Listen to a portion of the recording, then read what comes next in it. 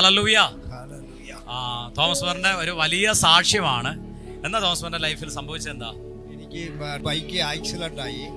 അപ്പൊ ആക്സിഡന്റ് ആയപ്പോ എനിക്ക് ഇവിടെ ഒരു മുള പോലത്തെ ഒരു ഇത് ഉണ്ടായിരുന്നു, വലിയ മുഴയുണ്ടായിരുന്നു. തോമസ് ബ്രദർ പറയുന്നത് 7 വർഷം മുമ്പല്ലേ, 7 വർഷം മുമ്പ് ഒരു ആക്സിഡന്റ് ഉണ്ടായി. അതുമായി ബന്ധപ്പെട്ട് കയ്യിലൊരു വലിയൊരു മുഴ രൂപാന്തരപ്പെട്ടു. 7 വർഷമായിട്ട് കയ്യിൽ ആ മുഴയുണ്ടായിരുന്നു. കഴിഞ്ഞ ആരാധനയിൽ പ്രാർത്ഥിച്ചുകൊണ്ടിരുന്നപ്പോ കൈ ഇങ്ങനെ തടവി അപ്പൊ ഞാൻ പാസ്റ്റർ പറഞ്ഞ് മുള ഉള്ളവർക്ക് മാറുന്നുണ്ടെന്ന് പറഞ്ഞ് ഞാൻ ഇവിടുന്ന് വിളിച്ചു പറഞ്ഞു മുഴ അപ്രതീക്ഷമാകുകയാണെന്ന് പറഞ്ഞു. അപ്പം ഇത് ഞാൻ ഇങ്ങനെ തടവി നോക്കിയപ്പോ മുളയില്ല. ആ മുഴ കർത്താവ് സൗഖ്യമാക്കി. എത്ര വർഷമായിട്ടുള്ള മുഴയാ? 7 വർഷമായിട്ടുള്ള 7 വർഷമായിട്ടുള്ള മുഴയാണ്. ഇന്ന് പ്രാർത്ഥനയുടെ സമയത്ത്, ആരാധനയുടെ സമയത്ത് പറഞ്ഞു മുഴ അപ്രതീക്ഷമാവുകയാണെന്ന് പറഞ്ഞു.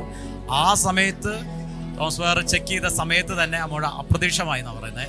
കഴിഞ്ഞ ദിവസം എനിക്ക് വീട്ടിൽ വെച്ച് ആരാധിച്ചുകൊണ്ടിരിക്കുമ്പോൾ ദൈവം എനിക്ക് ഒരു അത്ഭുതം തന്നു.